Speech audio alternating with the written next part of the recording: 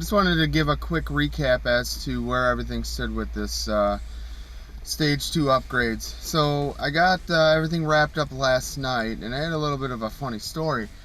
So after I got the car back together, I went on the first test drive or whatever, and I made it about 3 blocks from the house when I heard a pop, and the car basically sputtered out. So I fired it up again and turned out of my subdivision, and after I had turned out, the car died completely. I could not get it to start. It would start and then it would just idle down and die out. So it would not stay running. So my girl was with me, and I was basically stalled out on the top of a hill. So I had a pizza delivery guy pull over to give me a hand or whatever. And, he's asking me all kinds of questions, like, oh, well, were you just working on your car, or this or that, or, and I'm like, dude, I'm not going to be able to diagnose anything without a laptop to plug in and scan codes. So, basically, this guy helped me push the car back down the hill, and my girl drove it, and she drove it in reverse, basically. And we pushed it into the subdivision and then parked it on the side of the road. So I walked back the 2 blocks to my house, grabbed my laptop, walked all the way back to the car, and hooked up to scan the bag codes. And sure enough, I had a boost pressure negative deviation code. And I was like, oh, that's weird. It's kind of like a boost leak. I'm like, I don't know, I've blown a charge pipe off before and it never killed the car. So I was like, alright, well, what I ended up doing is, as I'm sitting there messing around with the thing, I tried doing a throttle body adaptation, and that didn't fix it. And so one of my neighbors that lives across the street from me came over, and he was coming into the subdivision, and he driving by, and he pulled up and he saw me sitting there, and he's like, hey, what's going on? So I told him the car wouldn't stay running, and I logged in using my laptop to check the battery voltage, and it was like 12.5 volts or something, so that should have been fine. So he's like, well, let me help you, we'll just push it back to the house or whatever.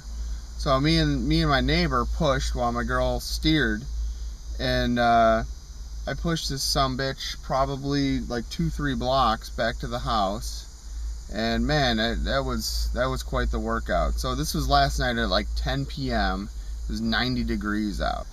So I get the car back in my garage, rip off the charge pipe, or I should say like the accordion hose, and I hook up my pressure tester to check for boost leaks. Go through all the hassle. Will not hold pressure at all, like not at all. And I'm like, wow, I guess it was a boost leak. So I literally just look underneath the car, and sure enough, I blew off the driver's side intercooler pipe.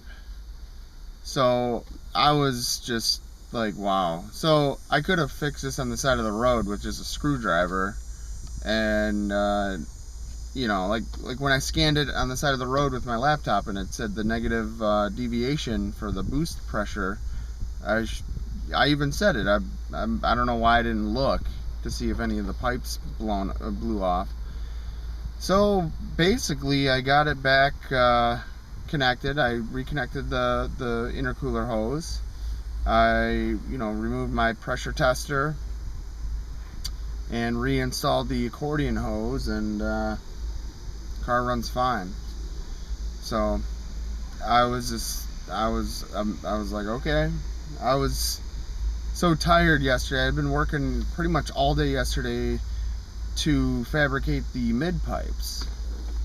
So the mid pipe fabrication went pretty well. I just used my Harbor Freight flux core welder. It was like $100 welder, and I used like universal mild steel exhaust pieces and parts that I picked up from AutoZone.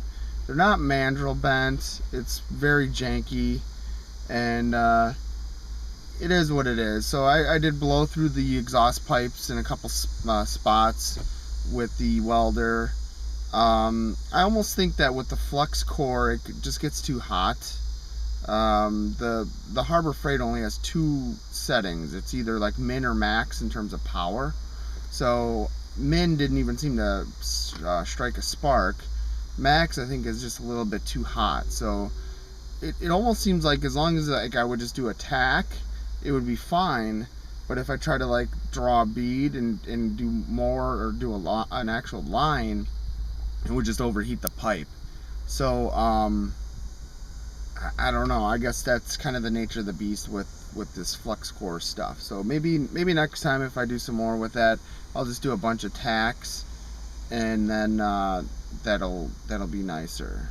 So the major problem that I have is the I guess my exhaust collectors. They're the pieces that bolt to the downpipes.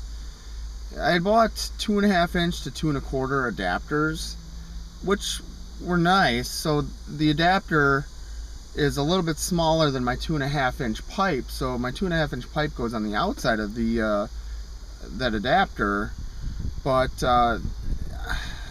something's janky with the fitting of the exhaust collector to the downpipe. It's like not sealing well or something. So I got like basically a massive exhaust leak right there. So probably more so than my crappy welds. So I'm not quite sure what to do. I guess I need to take it all apart again and figure out, you know, maybe I have the exhaust flange, maybe it's backwards or something, and the little adapter pipe is not fitting in that flange flat, but it's really loud, really janky. So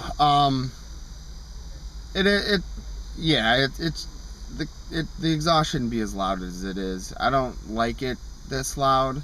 I mean, with the windows up, it's not too bad, but it's, you know, I'm not used to having, you know, a loud car that makes noise from the center of the car. Maybe if it was in the back or something like normal cars would be.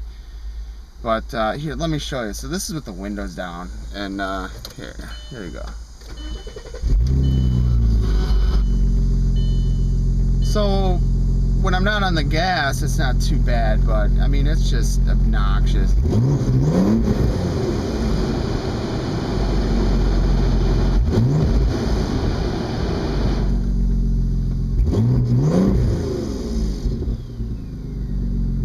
Not impressed. So I got the car back together. I'm supposed to bring my laptop out and I forgot. I was gonna scan it for codes, but I had a few weird codes. A couple of them, of course, were the rear O2 sensors. So they're still connected electrically, but they're not plugged in into the mid pipes. What was the other code that I had? One was the negative deviation for the boost leak. I still got the code for the airbag, so I'm going to fix the clock spring for that.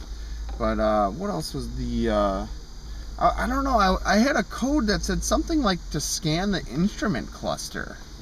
And then it said something also too about intermittent signal from the TCU, which I don't... You know, I replaced my TCU with the upgraded one, and I'm not sure if I ever scanned my codes since then. So I might have always had that code.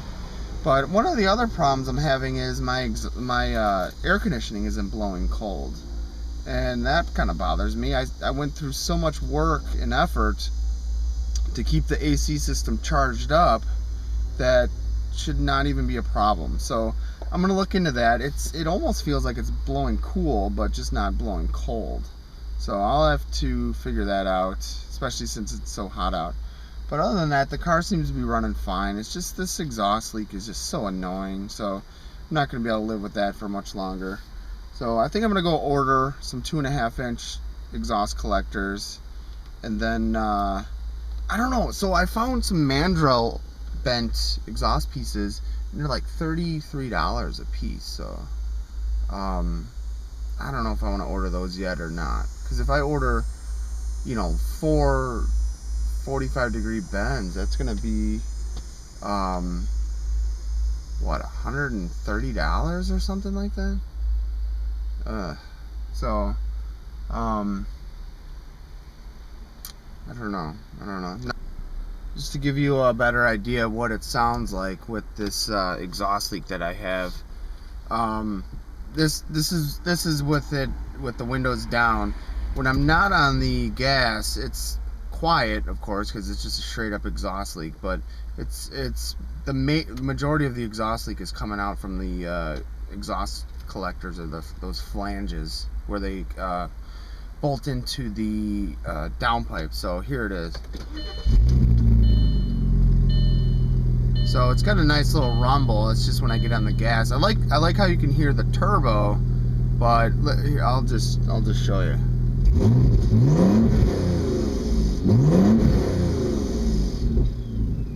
It's annoying. It's so annoying. If it made that sound out of the back of the car, that would be cool, but it just sounds cheap and janky.